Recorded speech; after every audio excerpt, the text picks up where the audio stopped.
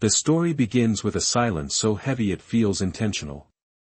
Mill Grave, a small rural town tucked between two highways, looks ordinary at first glance: old storefronts, a single diner with a flickering neon sign, and a cluster of houses that seem permanently stuck in the 1960s. But behind its quaint appearance lies a strange emptiness, an absence that locals can't quite explain, or refuse to explain. Because somewhere in this quiet American town, 30 children supposedly burned to death in a catastrophic orphanage fire that officials now insist never happened. There are no memorials. No plaques. No photographs. Not even a line in the town archives. Just a story that refuses to die, whispered by aging survivors who shouldn't exist if the official narrative were true. Opening hook, the contradiction. The documentary opens with the shaky voice of an elderly woman. I remember the screaming. I remember the flames. Don't you dare tell me it didn't happen. Her name is Eleanor Ward, age 72. She speaks slowly, each word weighted with a lifetime of disbelief and dismissal. According to her, she was one of the children rescued from the burning orphanage in 1962, a place she insists once stood on the eastern edge of Mill Grave. Yet when investigators visit the location today, they find nothing more than an open field and a small patch of wildflowers swaying in the breeze. No ruins. No foundations. No signs of a building ever having existed. Town officials say there was never an orphanage here at all. But Eleanor calls that a lie. The denial that fuels the mystery. It's not unusual for small towns to bury uncomfortable truths. But what happens in Mill Grave is different, more deliberate, more uniform, almost rehearsed. When townspeople are asked about the alleged fire, answers are clipped: you're mistaken. There was no orphanage. Don't bring that up here. Some change the subject immediately. Others grow irritated, even frightened. A few simply walk away without another word. This level of resistance would normally suggest a fabricated legend, an urban myth repeated by the elderly for attention or sympathy. Yet three things make this case uniquely disturbing: multiple survivors independently claim identical memories. Eyewitness accounts reference details too specific to be coincidence. A piece of physical evidence exists, despite every record denying the orphanage ever stood. And it is this last point that cracks the mystery open. The photograph that shouldn't exist. During early research, the production team receives an anonymous envelope. Inside it is a single black and white photograph, curled at the edges, stamped with a date, October 14, 1962, one day after the alleged fire. The image shows a building, or rather, the remains of one, a charred structure with its roof collapsed inward, windows shattered, and smoke still rising from the wreck. Standing in front of the ruins are several small figures, children, wrapped in blankets, illuminated by the flash of the camera. One of them is unmistakably Eleanor. But here's the impossible part: the Department of Records states no such building ever burned. The fire department logs show 0 calls from Mill Grave on October 13 or 14.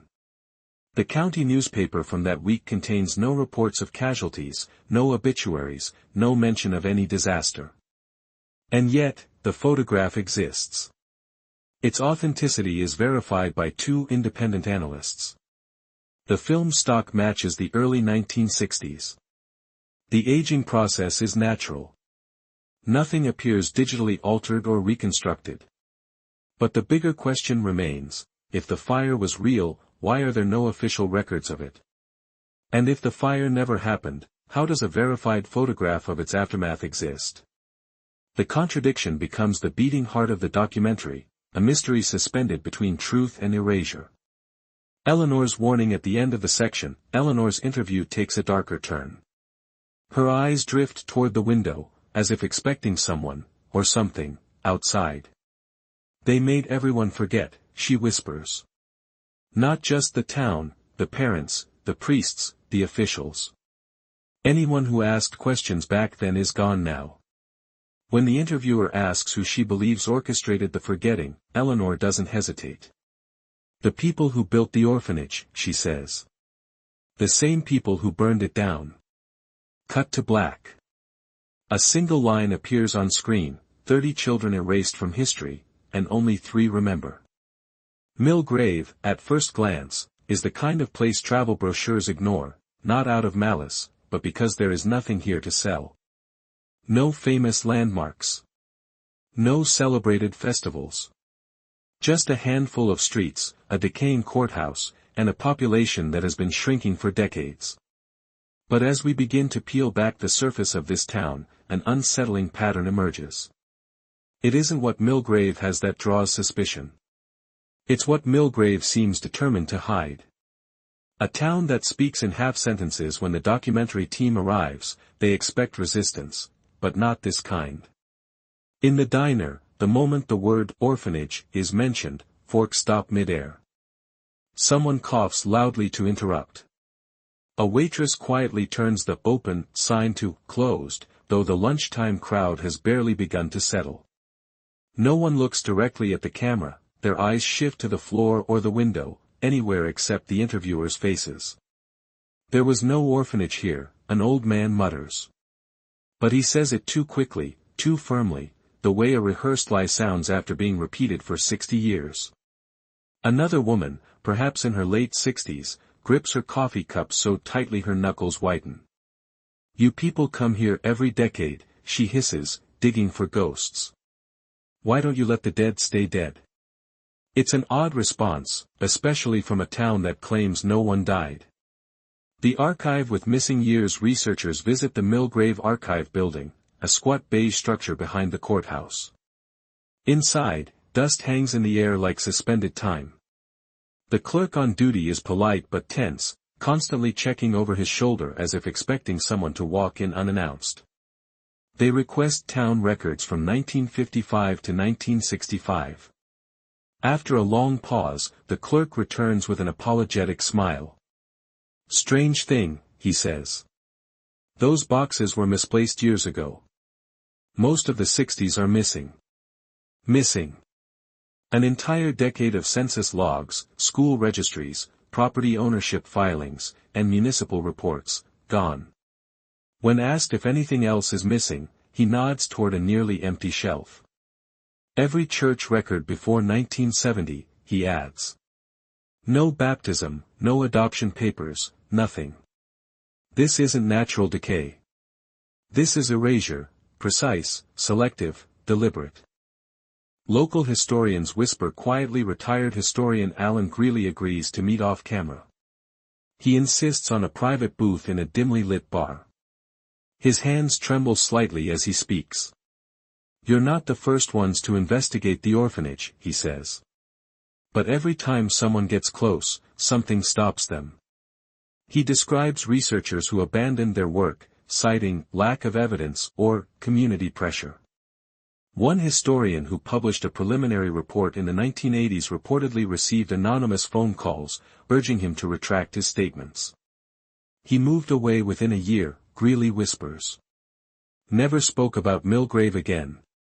And then he drops a detail that shifts the tone of the entire investigation.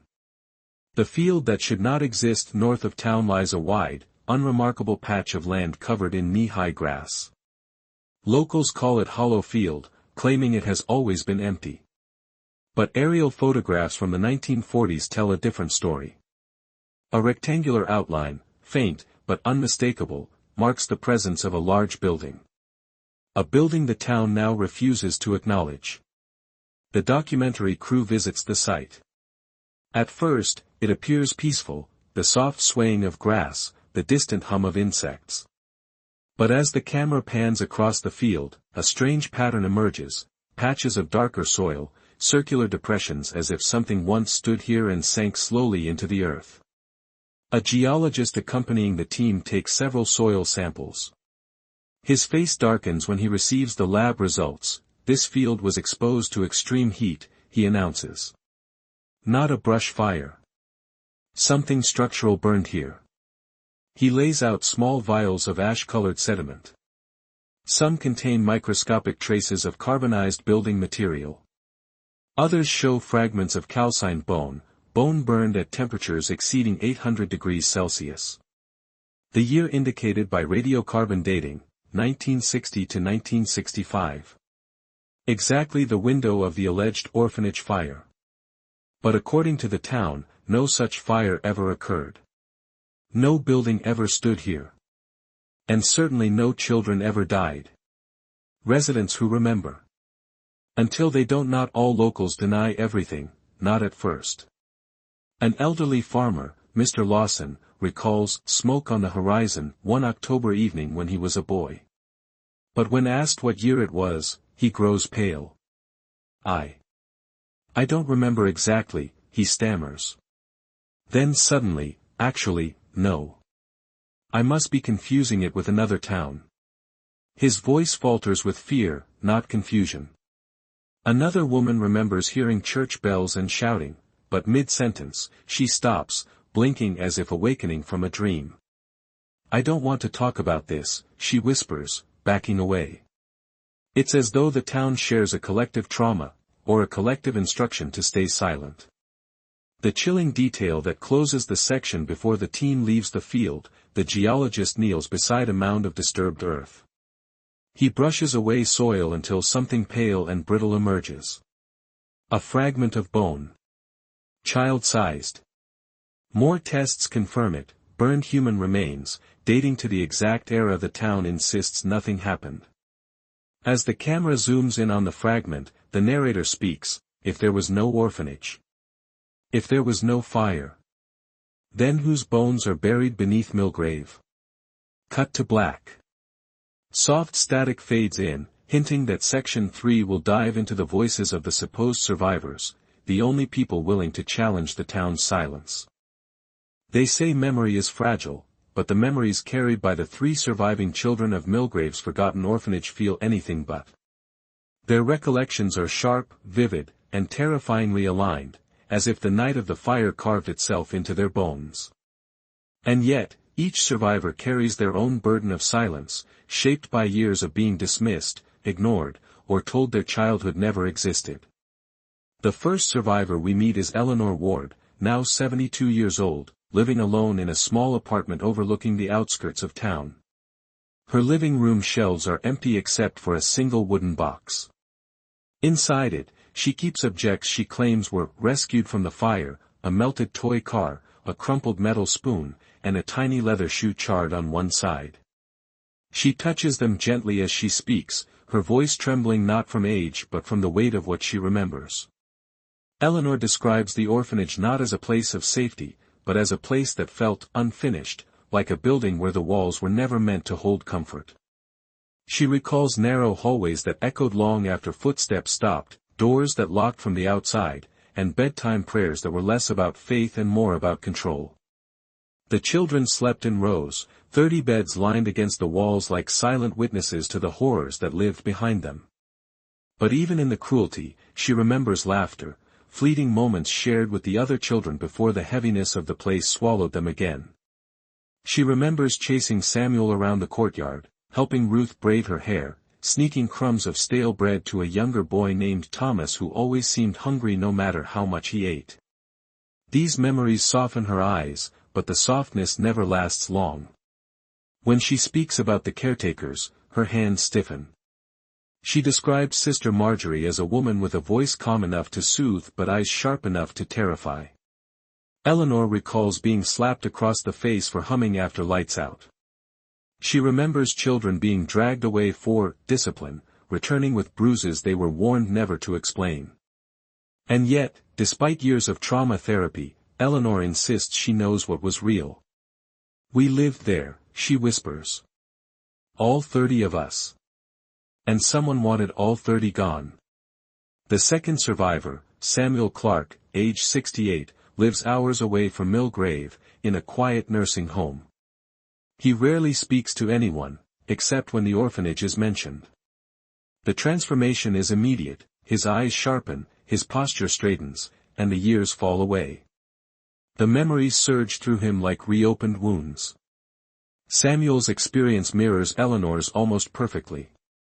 He remembers the East Wing, a forbidden wing, where children were told never to go. He remembers the smell of damp wood, the sound of the heavy iron bell that signaled mealtimes, and the strange visitors who came at night. Men in suits. Women in veils. People who looked at the children not with affection, but with inspection. Like livestock, Samuel says, his jaw tightening. Not like kids. When asked about the fire, Samuel's breathing quickens. He describes waking to choking smoke, the blare of the alarm, and flames swallowing the hallway in seconds. He remembers banging on the locked door until his fists bled.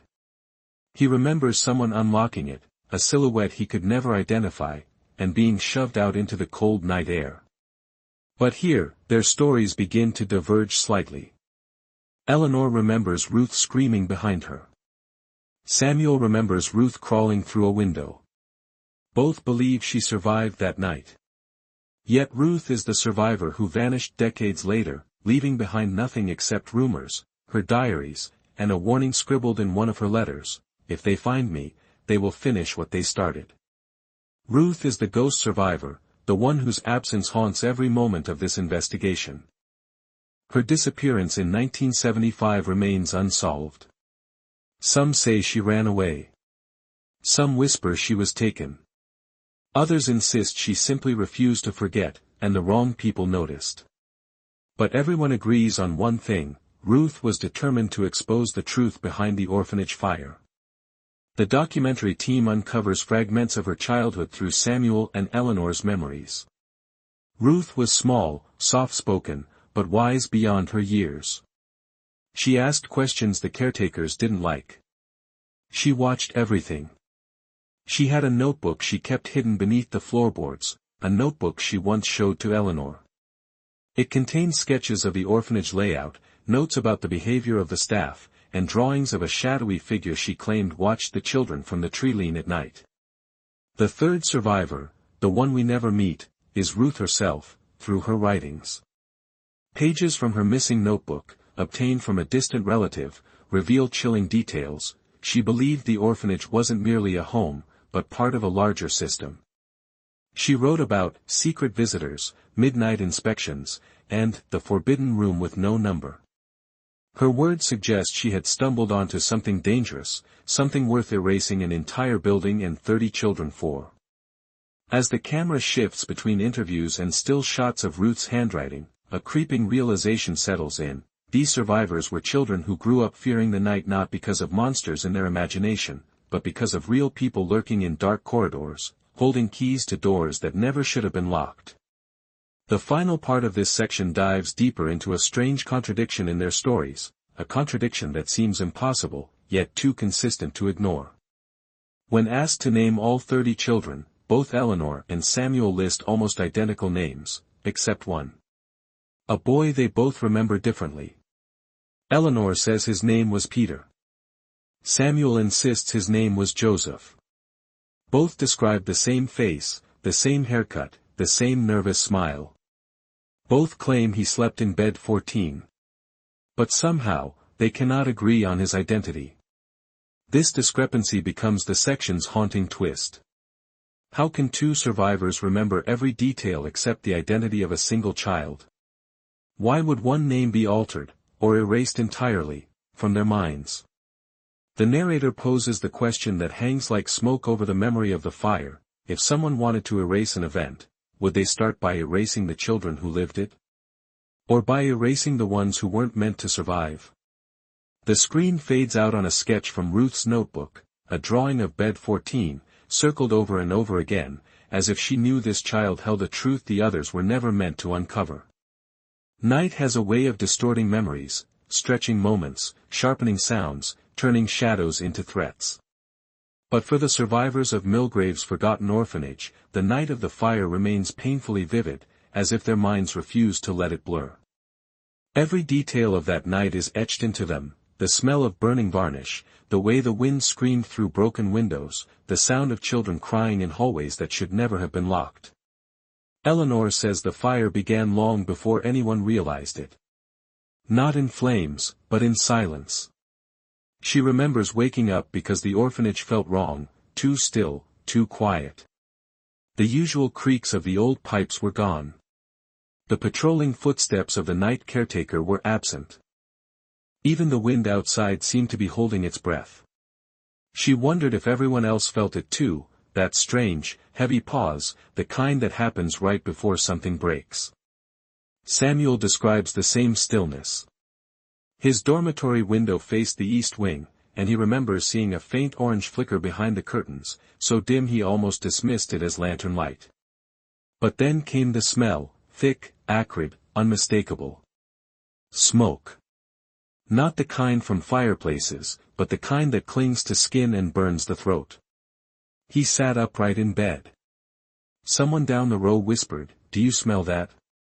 Before he could answer, a loud bang echoed through the hallway, a door being slammed, or perhaps something far worse. Then came the screams.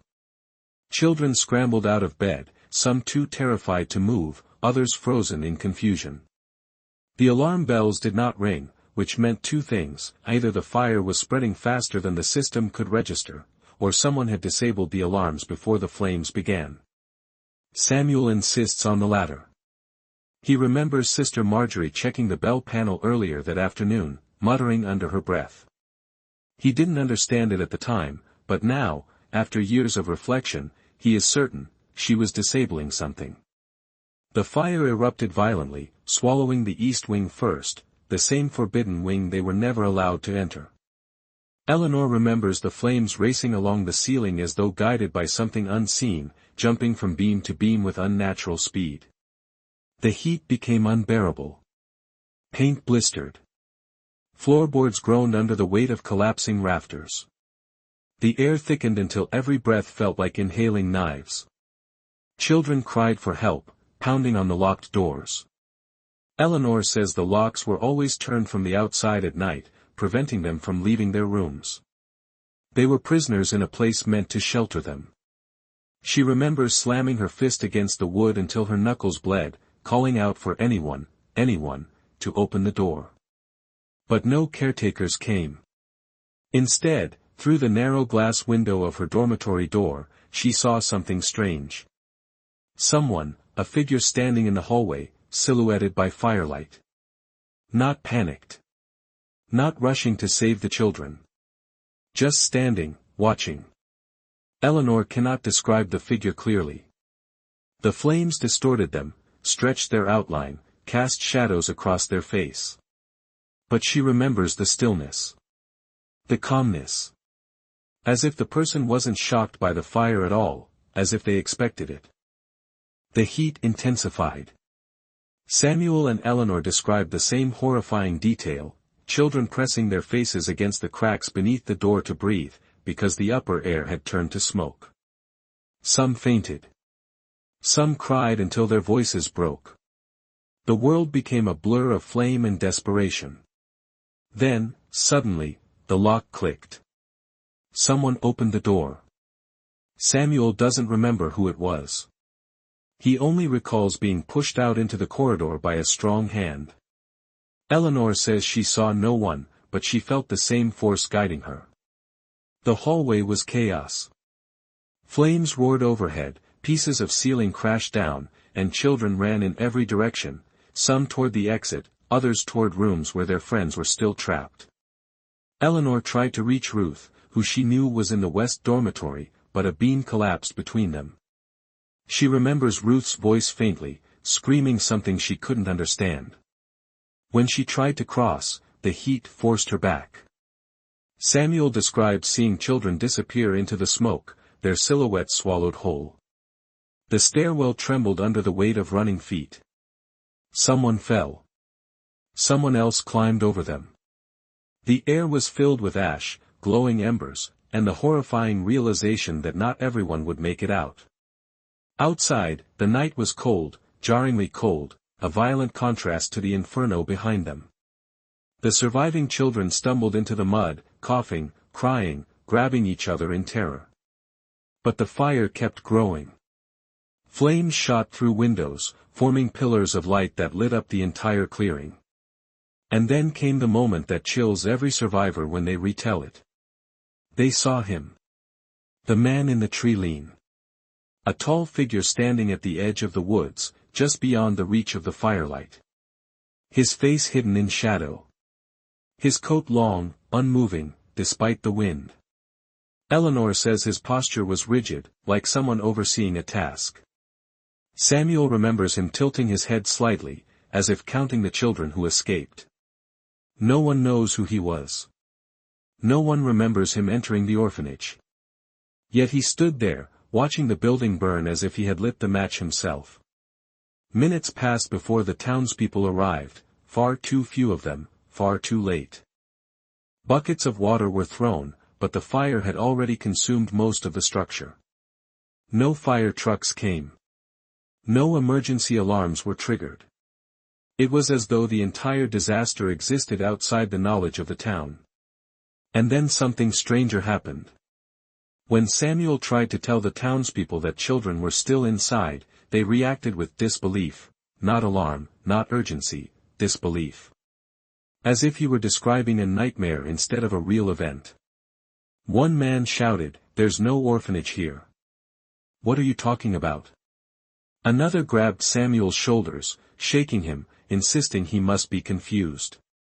But behind them, the building continued to burn.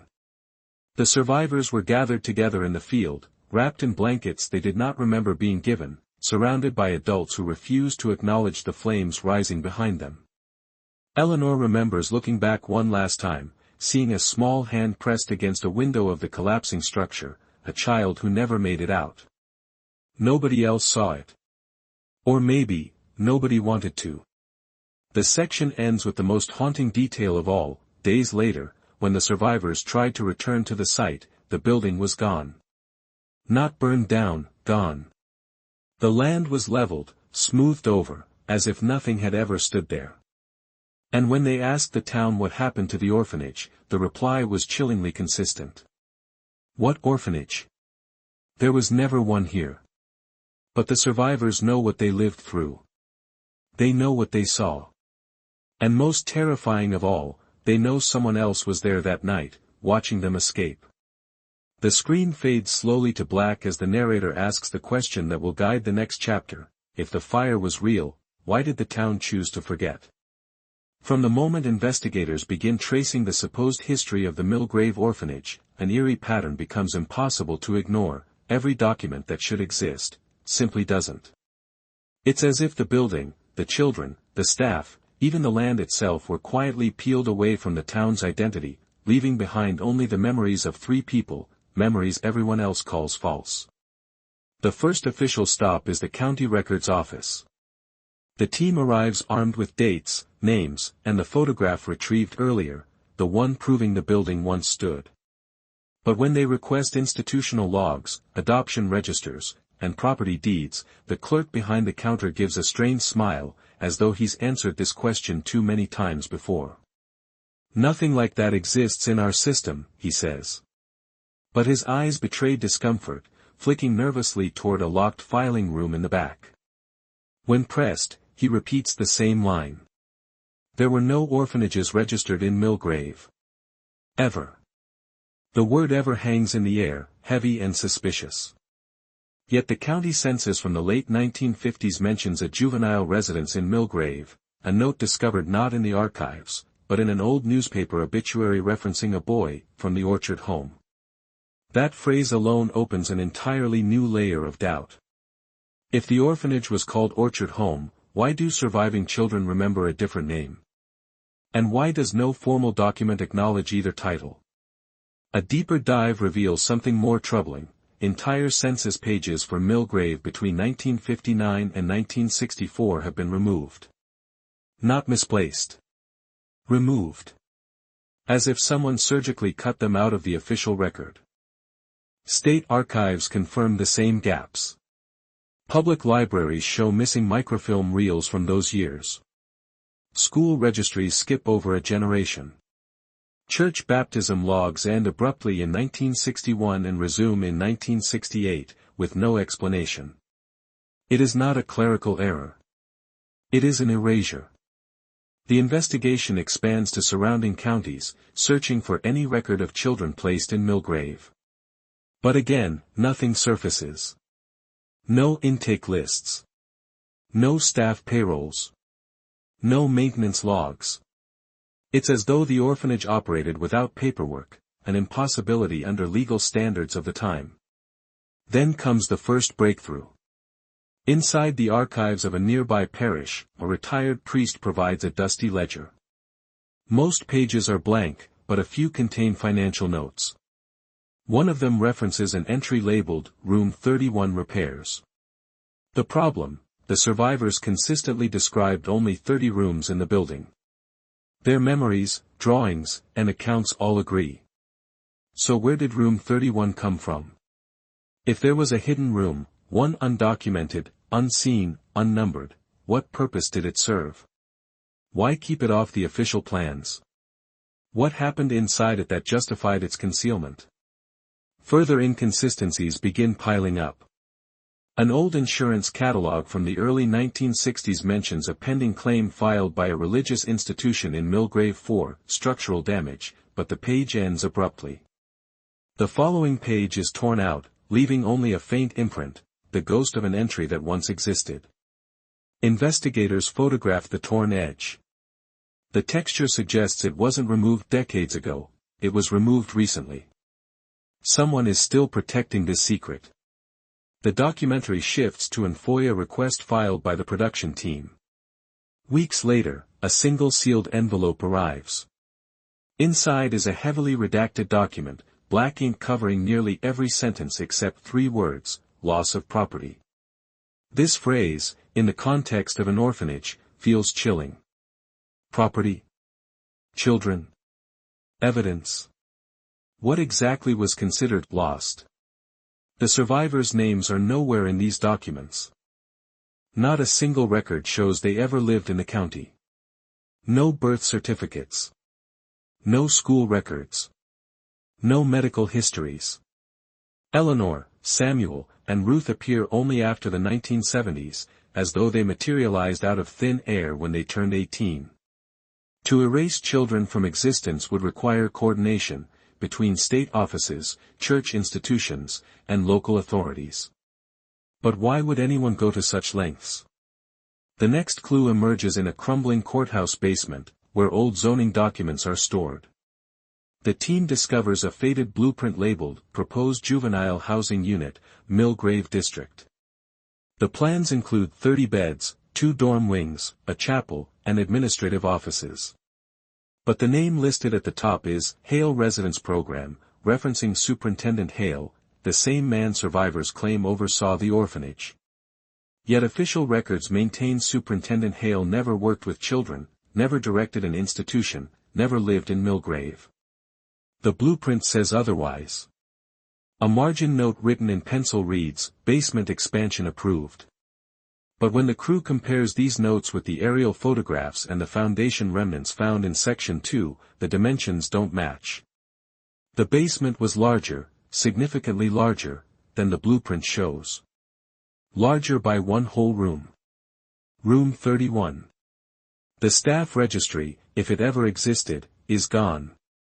But one document remains, a parish fundraising bulletin listing Sister Marjorie as caretaker for Orchard Home. Her photograph is missing, torn out so cleanly the paper fibers barely fray. Below her name is an ominous line handwritten in ink, transfer requested before incident. Which incident? Why transfer her? And why redact her entirely from the remaining records? The more the investigation grows, the more the town's silence becomes suffocating. Officials refuse interviews. Former church members deny recollection. One archivist, after initially agreeing to speak, withdraws suddenly and leaves a short voicemail, I can't help you. Stop looking. This is bigger than you think. Despite the resistance, one fact becomes undeniable, the paper trails aren't missing by accident. They were erased by someone with authority, resources, and motive. The section closes on a quiet, unnerving discovery. An envelope arrives in the production team's mailbox with no return address.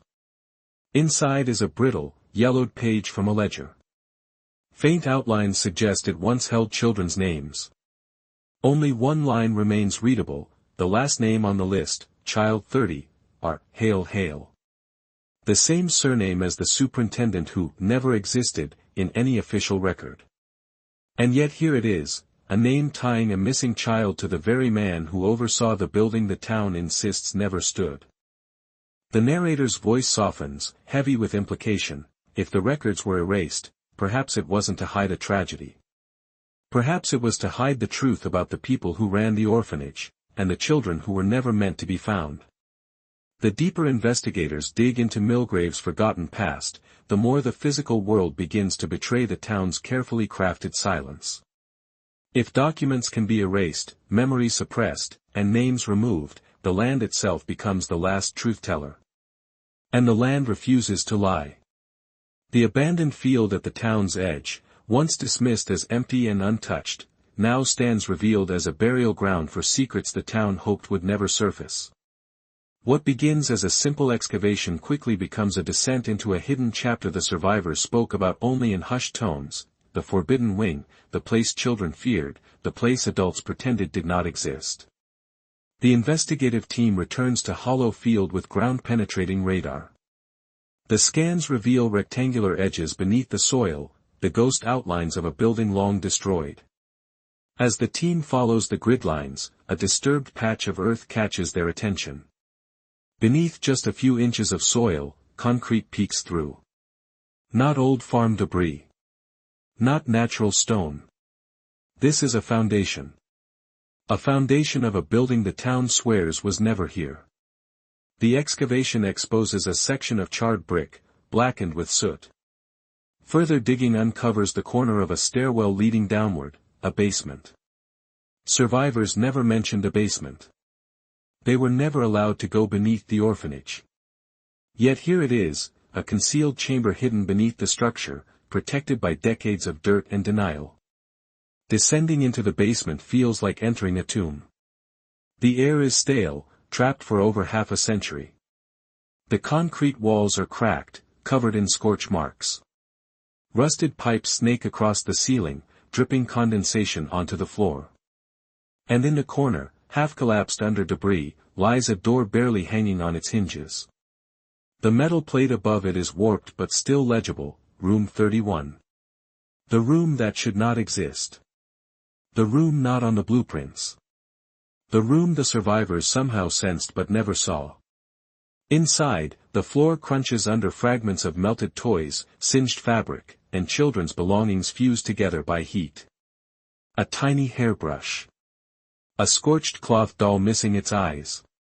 A row of tarnished nameplates scattered across the floor, none of them matching the 30 children Eleanor and Samuel remembered. But one item stands out above the debris, a shoe barely the size of a toddler's foot, burned along the sole but still intact enough to make its age undeniable. Who did it belong to? And why were objects from the youngest children stored in a room that wasn't supposed to exist?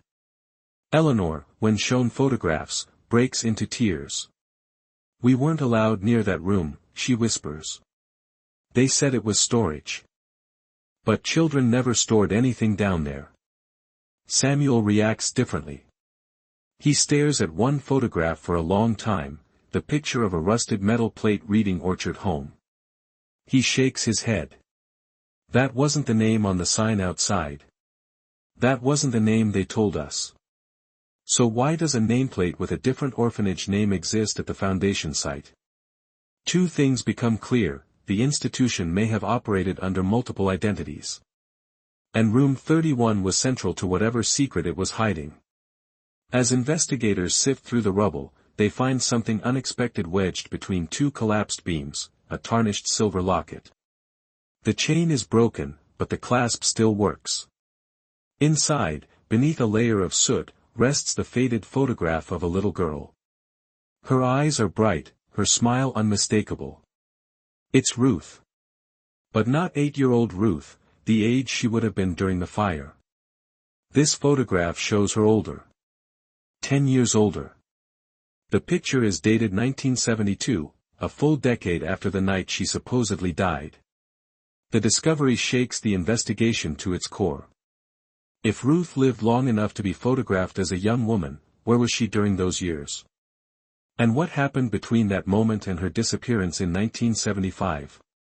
The survivors' testimonies begin to fragment in the light of the new evidence. Eleanor remembers Ruth talking about visitors who took certain children away for days at a time. Samuel recalls hearing whispered arguments among the staff about placements and transfers. Neither of them fully understood what those words meant then, but the presence of Ruth's locket, preserved in a forbidden basement room, suggests she was part of something far more complex than a simple orphanage routine. The locket also reveals a fingerprint, surprisingly intact beneath layers of dust. When sent for analysis, the results return with a chilling note: the fingerprint doesn't match any of the surviving children, but it does match a man who would later be arrested in 1972 for arson. The same year the Ruth photograph was taken. The question spirals into something darker: why was a convicted arsonist linked to the orphanage years after it burned? The section intensifies when investigators uncover a metal box lodged behind the collapsed wall. Inside, wrapped in an oilcloth, lies a stack of small papers, adoption slips, unsigned and incomplete. Each one contains initials, birth years, and an assigned number. Most are burned beyond recognition, but a few details remain: child, M.S. child, J/P, initials overwritten, child, R.H. The same initials from the torn ledger found earlier. Child 30, R. Hale. The man who ran the orphanage. The man whose existence was erased. But children aren't born with surnames of their caretakers. Unless those caretakers claimed them. Or owned them. The implication is monstrous. As investigators leave the basement, the camera captures a final long shot of the unearthed structure. The concrete foundation is cracked but undeniable. The existence of room 31 now proven. Children's belongings recovered. A locket linking a missing survivor to a later crime uncovered. And fingerprints connecting the forgotten past to a dangerous figure who walked in the shadows long after the flames were extinguished. The narrator's voice lowers as the section comes to a close: if the forbidden wing held the truth about what happened to the children, then room 31 held the truth about what happened after. And the locket suggests one child lived long enough to uncover a secret someone was willing to burn an entire building to protect. The screen fades to Ruth's face inside the locket, older, alive, and staring straight into the camera, before cutting to black. As the investigation pushes forward, one truth grows impossible to deny: buildings don't erase themselves, records don't vanish on their own, and children don't disappear without the help of adults who were supposed to protect them. To understand what really happened in Millgrave, the focus must shift from the survivors, to the people who ran the orphanage. The caretakers. The administrators. The ones who held the keys. The first name that surfaces repeatedly is Sister Marjorie Hale, a woman described by survivors as quietly cruel, with a soft voice that never matched her sharp actions. The surviving documents paint a fragmentary portrait. In church bulletins she is praised for her discipline and order. In private letters recovered from a former parish secretary, she is mentioned with unease: Marjorie's rules grow tighter every week. I fear she forgets they are children, not soldiers. Yet despite these glimpses, Marjorie's official file is missing. Entire pages of her history, education, and assignments have been removed from church archives. When investigators meet with former clergy members who once worked in the region, the reactions are telling. Some freeze. Some claim never to have heard her name. Others abruptly end the interview. The silence is too uniform to be coincidence. Equally shadowed in secrecy is Superintendent Harold Hale, the man whose name appears on the building blueprint uncovered earlier, a blueprint authorities insist is forged. Survivors rarely speak of him because they rarely saw him. Samuel remembers him appearing only at night, walking the halls with an oil lantern, checking rooms without speaking. Eleanor recalls hearing his footsteps pause outside their door, lingering as though counting the children inside. If Sister Marjorie enforced the rules, Superintendent Hale created them. But what were those rules for? A breakthrough occurs when the team tracks down a woman named Agnes Crowley, a retired nun who served in the region in the 1960s. At first, she refuses to speak. She meets the investigators at a park bench, glancing around as though expecting to be watched. Her hands twitch with nerves. When shown the photograph of room 31, something inside her cracks, her eyes fill with tears she tries to hide. "It wasn't meant to be like that," she whispers. "We were told it was a place of mercy, but mercy is not what I saw." Slowly, with pauses heavy enough to break the air, Agnes reveals the first real confession of the documentary. According to her, the orphanage was never under standard church authority. It was part of a special program, designed to resettle unwanted children. When asked what resettle meant, Agnes shakes her head. "I don't know the details. They never told us. But some children came and left within days. Others were never spoken of again." She describes nights where the caretakers lined children up for evaluation. Men she didn't recognize arrived with clipboards. Some children were chosen and quietly removed from the dormitory. They never returned.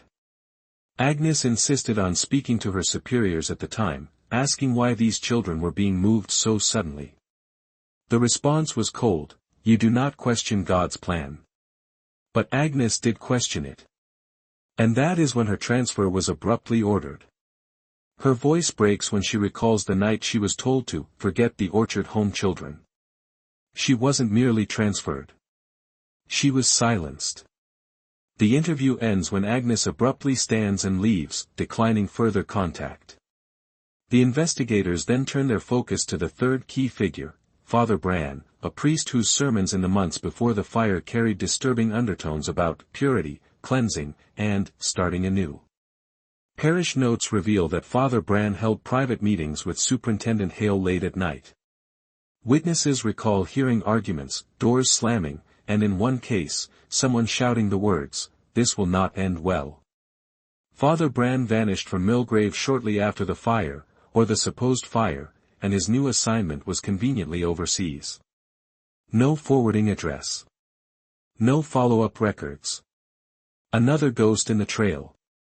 When investigators track down parish members who once knew him, the responses grow unsettlingly similar to reactions about Sister Marjorie. Some refuse to speak his name. One elderly man mutters, he believed he was doing God's work. That makes men dangerous. The next line of inquiry leads to the town's former fire department chief, Walter Gibbs, who would have been responsible for responding to any blaze in 1962. He initially declines an interview. Days later, he agrees to meet behind a closed warehouse. Gibbs is frail now, his voice thin but steady. When asked if he remembers the orphanage fire, he nods slowly. "Yes," he whispers.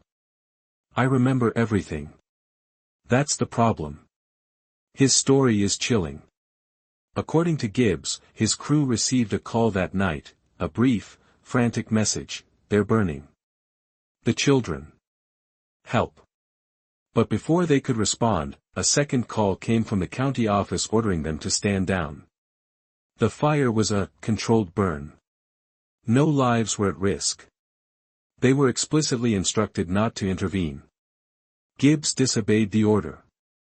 He drove toward the orphanage anyway. But when he arrived, he found the road blocked by two unmarked cars.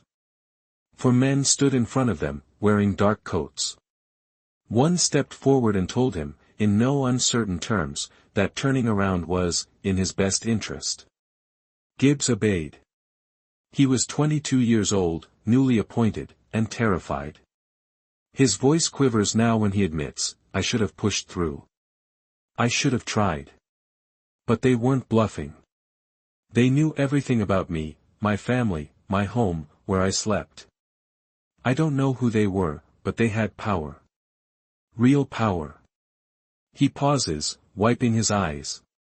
"When I asked about the children the next day, my captain told me there was no fire, and that I must have confused the location with a barn blaze out on Route 9. But I knew that wasn't true. We all did. And after that, no one ever mentioned it again." The investigators attempt to verify his claims, but fire department archives show no record of Gibbs ever being on call that night. His personnel reports from the entire year are suspiciously incomplete. Someone erased him, too, just enough to create doubt. The section nears its climax as a final, devastating revelation surfaces. A nurse who once worked at the Millgrave Clinic reluctantly confirms that, in the days following the alleged fire, several children were treated secretly in the basement infirmary. Their injuries were consistent with smoke inhalation and burns. But the clinic logs from that week were later rewritten to remove all evidence of young patients. She remembers a directive given by a visiting administrator: no talk of children. No talk of fire. No exceptions. Her voice shakes when she admits, "I followed orders. We all did. And I still don't know who those children were." The section ends with a single chilling sentence spoken by Agnes Crowley in a follow-up phone message, her voice trembling: "We were told to forget the children, because someone wanted the world to forget them forever. And those who tried to remember, disappeared." As her message cuts off abruptly, the screen fades to black, and the narrator's voice poses the next question: if those entrusted to care for the children were ordered to stay silent, who gave the order? By the time the investigation reaches its midpoint, the mystery no longer feels like a forgotten tragedy, it feels like an engineered absence, a deliberate void crafted by institutions powerful enough to bend reality. Every new lead uncovers something that should have been documented but wasn't, or something that was documented but mysteriously vanished. It becomes clear that the fire wasn't just erased from history. It was forbidden from existing. The section opens with the documentary team visiting the county coroner's office. The coroner on duty, a man in his late 60s with years of experience behind him, seems uneasy the moment the orphanage is mentioned. The crew isn't asking for anything dramatic, just autopsy reports, casualty logs, or coroner notes from October 1962. Routine material. But he shakes his head before the question is even finished. There were no child fatalities that month, he insists. Nothing that fits what you're describing. When asked to confirm by checking the archive, his discomfort deepens. He disappears into a back room for several minutes, only to return with a thin file. Inside it is a single page, not a report, but a memo noting insufficient documentation for the date in question. The coroner avoids eye contact when he speaks again. "You won't find what you're looking for here." Yet privately, off-camera, he admits something haunting. He remembers a colleague, a young assistant at the time, who once confided that he had examined burned remains of minors that same year. The assistant allegedly told him the case was sealed under county authority and he was instructed never to speak of it again. Months later, the assistant abruptly left his position, moved states, and cut contact with everyone who knew him. The coroner whispers, if children died that night, no medical record will ever show it. The investigation widens, reaching out to historians, archivists, retired church officials, and former emergency workers. Each person interviewed provides fragments of a truth that refuses to fit into a clean narrative. Some admit remembering smoke rising in the distance. Others recall whispers of a tragedy quickly suppressed. A few claim they were warned never to repeat what they heard. But an alarming pattern emerges: every time evidence begins to surface, something interrupts. A witness withdraws. A scheduled interview is unexpectedly cancelled. Files go missing during transport. Emails vanish from inboxes. A historian who agreed to share old church notes suddenly becomes unreachable. It feels less like coincidence, and more like pressure. The documentary team obtains relocation logs from a local adoption agency operating during the era. Several names match initials found in Room 31's adoption slips. But before the agency can release the full files, the request is denied, due to privacy and classification concerns. The phrasing is unusual: these records are over 60 years old. Privacy concerns shouldn't apply. When an investigator calls to follow up, a staff member nervously mutters, some of those children weren't legally documented. I I shouldn't be saying this, before hanging up. Another thread unravels when an anonymous envelope arrives at the production office. Inside is a photocopy of an insurance claim filed in 1962. Most of the document is blacked out, but 3 lines remain readable: date of loss, October 13, cause, external ignition casualties, classified external ignition. Meaning the fire did not start inside the building accidentally. Someone lit it. The investigators attempt to verify the authenticity of the claim, but the insurance company denies ever handling such a case. Yet the document matches the formatting style used in the early 1960s. The paper is yellowed in the same way old thermal copies discolor. Even the ink fading is consistent with aging. The fire happened. Someone insured the building. Someone filed a claim. Someone redacted everything. But the most disturbing evidence comes from outside the county entirely. A sociologist researching forgotten institutions hears about the investigation and contacts the team. She provides a chilling database containing dozens of orphanages nationwide that were quietly shut down during the same decade. Many were linked to the same sponsor organizations. Many reported fires or structural failures. Many had children who vanished from records, leaving no trace of their existence except survivor testimonies. Millgrave was not an isolated incident. It was part of a pattern. Back in town, the pressure intensifies. Residents grow increasingly hostile. Windows of the production crew's van are scratched overnight. Anonymous notes appear on windshields: "Stop digging." A local shop owner warns, "People around here don't like old stories coming back to life." Despite the hostility, the survivors remain steady. Samuel says this was exactly how the town behaved after the fire, denial mixed with fear. Eleanor recalls overhearing adults whisper phrases like, "They'll come down on us," and "Don't mention the children." Even as a child, she sensed the anxiety wasn't about mourning, it was about exposure. The investigators returned to the clinic mentioned in the previous section, the one where injured children were secretly treated. A former nurse, now living in a senior home, agrees to speak under anonymity. Her memory is fragmented, but certain moments remain sharp as glass. She recalls tending to burn children brought in late at night, escorted by men who refused to identify themselves. She wasn't allowed to take their names. She wasn't allowed to log their injuries. She wasn't allowed to ask questions. The children cried for their friends still trapped in the fire, but when she asked where the others were, she was told, there were no others. She remembers a girl with braided hair, Ruth, gripping her hand and whispering, "They want us gone." She remembers the next morning, all beds empty. The children removed. The logs rewritten. The doors locked. The nurse lowers her voice to a trembling whisper. "They made us forget. They wanted everyone to forget." As if confirming her words, even this interview is cut short. A staff member interrupts, claiming the nurse needs rest. The conversation ends abruptly.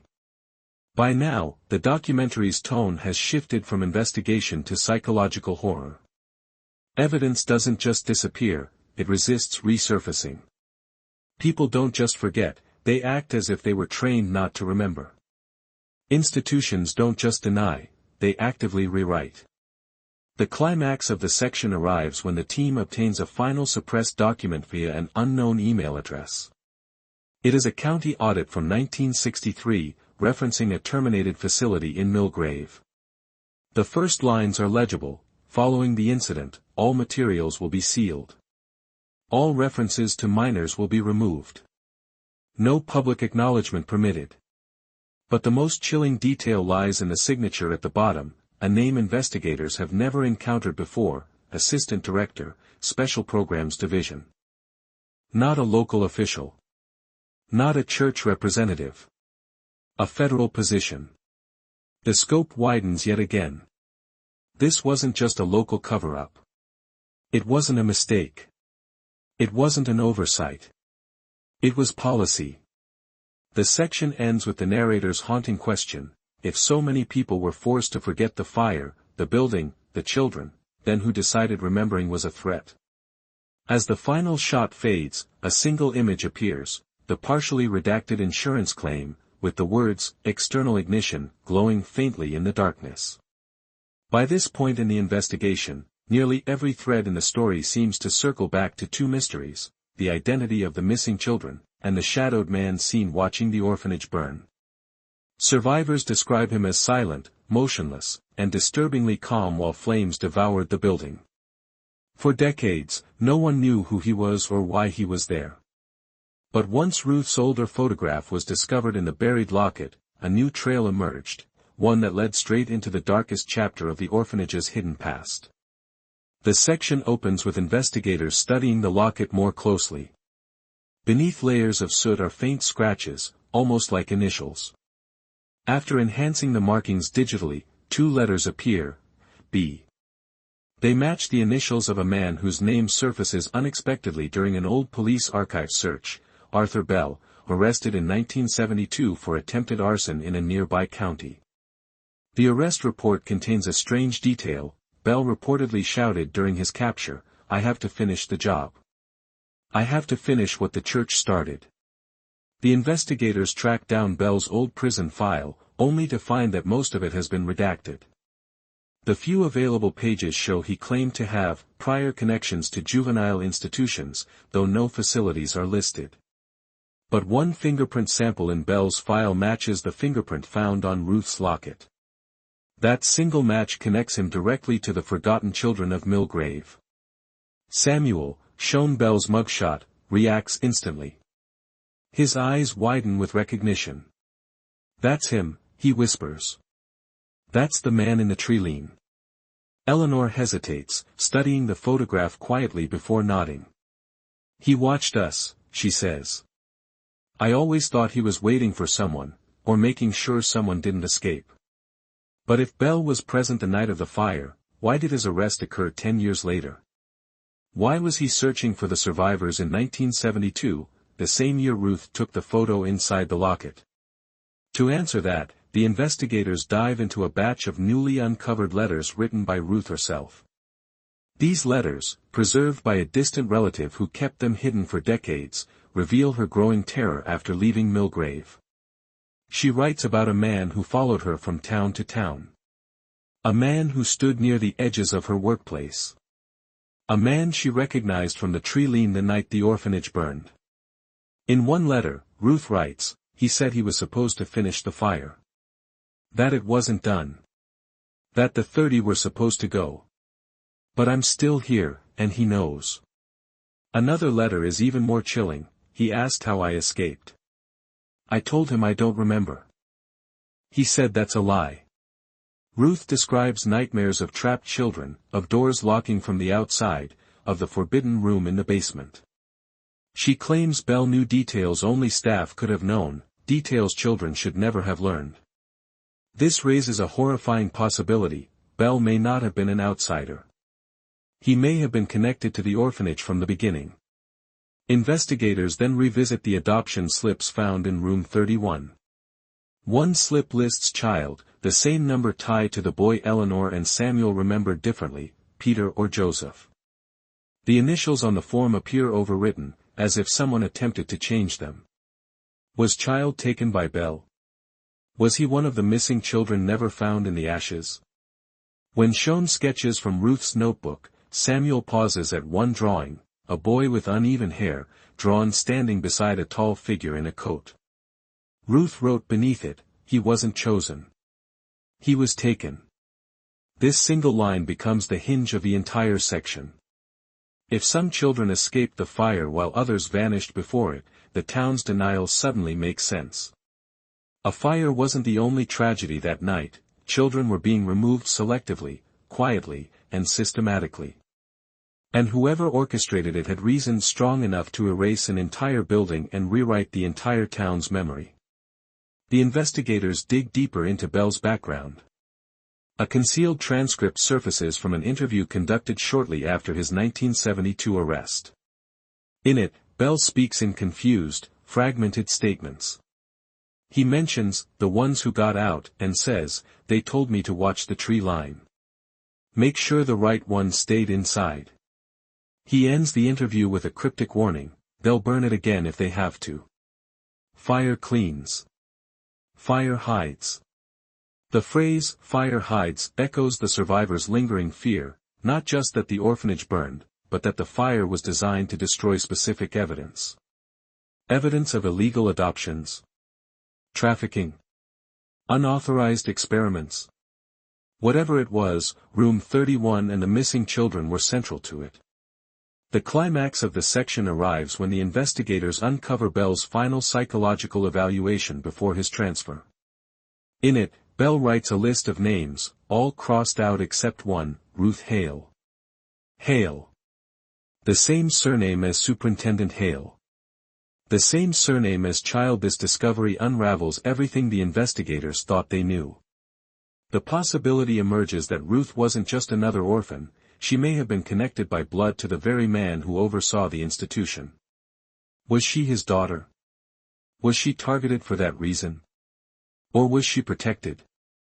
Eleanor, upon hearing this, breaks down. She recalls Ruth once whispering, "He says I'm one of them. But I'm not." Samuel remembers Ruth claiming she knew why the fire started, and why she survived. "She said she was meant to leave," Samuel murmurs. "But she also said others weren't." The final image of the section is a haunting police sketch from Bell's arrest report. The sketch depicts Bell's description of a special child who escaped the flame. The drawing matches Ruth perfectly. The narrator closes the section with a line that sets the stage for the coming reveal: if Ruth was the key to the truth, then someone made sure she disappeared. But the fire was not meant to kill all the children. It was meant to kill the story. The screen fades, leaving only the silhouette of the man in the tree lean, silent, watching, waiting. For decades, the truth behind the Millgrave Orphanage fire has existed in fragments, scattered memories, censored documents, whispered confessions, and evidence buried underground. But when investigators begin piecing these fragments together, a horrifying but coherent picture finally starts to form. It is not simple. It is not clean. But it is, for the first time, believable. The fire did not begin as an accident. It was not caused by faulty wiring, knocked over lanterns, or careless children. Every uncovered document, every survivor testimony, every piece of physical evidence points toward the same revelation: the fire was deliberately set. But the true horror lies in why. The forbidden Room 31, the missing census records, the unlogged adoptions, the sudden transfers of certain children, and the involvement of unidentified men all point to an institution operating outside the boundaries of law, an institution using the orphanage for purposes no one dared to document. Some children were relocated secretly. Others were evaluated late at night by strangers who arrived without identification. Several children vanished entirely before the fire ever occurred. And then there was Ruth, older in the locket photo than she should have been, terrified in her letters, hunted by the man in the tree lean. Her name appearing beside Superintendent Hale's unforgotten ledger suggests she may have been connected to him by blood or by value. She wasn't supposed to die in the fire. She wasn't supposed to escape either. Investigators now believe the fire served two purposes: to destroy records and to eliminate children who knew too much. A small number, including Ruth, Eleanor, and Samuel, escaped because someone unlocked the doors. But whether the mysterious figure in the hallway intended to save them or simply miscounted remains unknown. The question that haunts the section is not just what happened, but why the world allowed it to disappear. Why did the town deny the tragedy? Why did officials erase reports? Why did witnesses fall silent? The answer seems rooted in a coordinated effort, local and beyond, to bury a scandal involving vulnerable children and powerful institutions. But as the investigation reaches this chilling conclusion, one final discovery deepens the mystery: the bone fragments from Hollow Field belong to only 16 children, not 30. 14 children remain unaccounted for. The fire didn't just erase a building. It erased the trail of children who were never meant to be found.